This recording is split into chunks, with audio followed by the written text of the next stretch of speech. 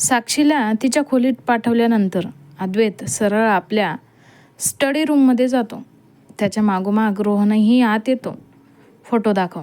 Rohan phone पुढे करतो. अद्वैत photo पाहतो. काही क्षण त्याच्या चेहऱ्यावर अविश्वास उमटतो. हे अशक्य आहे सर, आम्ही 3 वेळा पडताळणी केली आहे. अद्वैत पुन्हा फोटो पाहतो. फोटोमध्ये दिसणारी व्यक्ती दुसरी तिसरी कोणी नसून मायाताईंचा मुलगा समीर असतो. समीर? अद्वैत अविश्वासाने पुटपुटतो. हो सर, गाडीच्या पार्किंगमधील CCTVमध्ये तो स्पष्ट दिसतो. अद्वैत काही क्षण विचारात पडतो. नाही, काहीतरी चूक आहे. म्हणजे समीर असं करूच शकत नाही. तो साक्षीला स्वतःच्या बहिणीसारखं मानतो. रोहन गंभीरपणे म्हणतो. मग कुणीतरी त्याचा वापर करत आहे. अद्वैतच्या डोळ्यात चमक येते. CCTVचा बाकीचा फुटेज काढ. आधीच काढलाय सर. रोहन दुसरा व्हिडिओ दाखवतो. व्हिडिओमध्ये समीर गाडीजवळ येतो.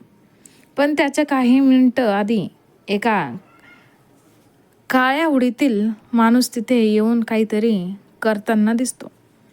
झूम कर. व्हिडिओ झूम होताच अद्वैतचा चेहरा कठोर होतो.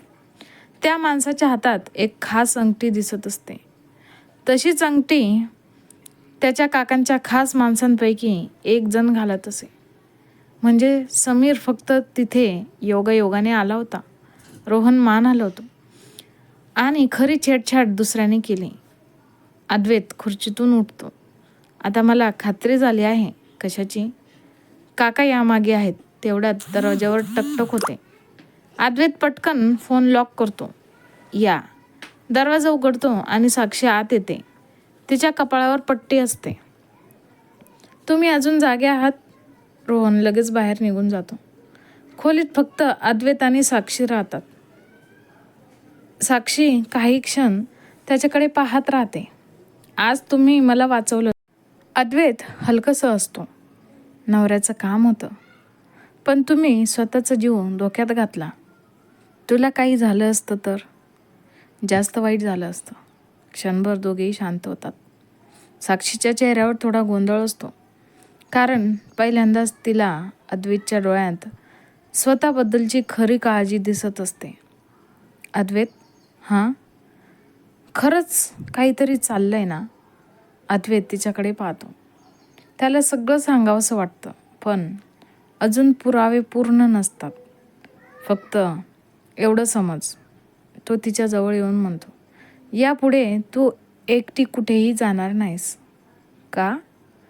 कारण मला तुझी काळजी आहे. साक्षी काही क्षण स्तब्ध उभी राहते. तिचं हृदय नकळत जोरात धडधडू लागतं.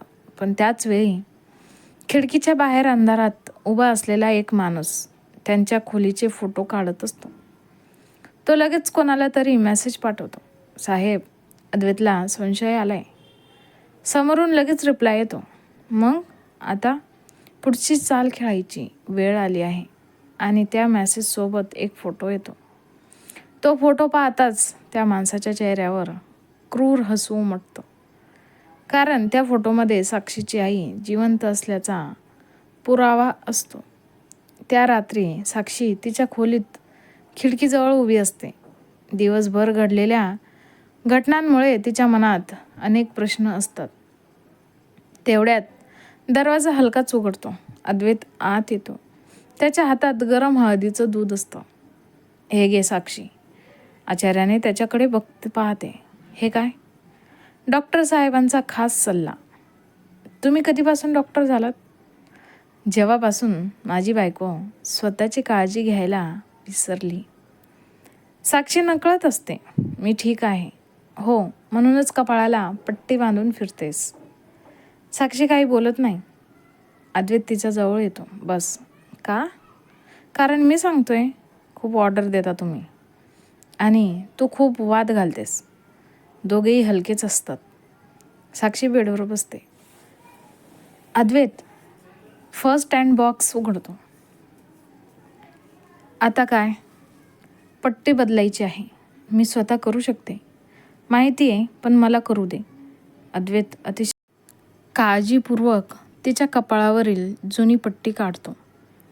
जखमेवर औषध लावताना साक्षीला थोडी कळ येते. क्षणात अद्वैतचा हात थांबतो. सॉरी, दुखलं का? त्याच्या आवाजातली काळजी ऐकून साक्षी काही क्षण त्याच्याकडे पाहत राहते. तुम्ही खरंच इतकी काळजी करता? अद्वैत हलकंसं असतो. हा प्रश्न विचारायला तुला इतके दिवस लागले? दोघांच्या नजरा एकमेकांवर स्थिरावतात. काही क्षण खोलीत शांतता पसरते. साक्षीचं हृदय वेगाने धडधडत असतं. अद्वैत तिच्या डोळ्यात पाहत असतो. पाहत म्हणतो, आज तुला काही झालं तर? तो वाक्य पूर्ण करत नाही. तर कदाचित मी स्वतःला कधीच माफ केलं नसतं. साक्षीच्या चेहऱ्यावर हळवं स्मित उमटतं. मी इतकी महत्त्वाची आहे? अद्वैत तिचा हात अलगद हातात घेतो. तुला खरंच उत्तर हवंय? साक्षीची नजर खाली झुकते. क्षणभर दोघांना एक शब्द सापडत नाहीत. तेवढ्यात अचानक लाईट जाते.